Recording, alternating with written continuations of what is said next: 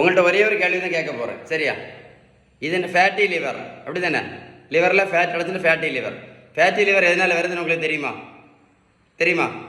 வேறு ஒன்றுமே இல்லை. ஃபேட்டி லிவர் எதனால் வருது அப்படின்னா, நம்ம சாப்பிட்ற உணவில் உள்ள விகிதம், protein, fat, vitamins, minerals, carbohydrates, இந்த விகிதம் கரெக்டாக இல்லாததுனால தான் என்ன வருது?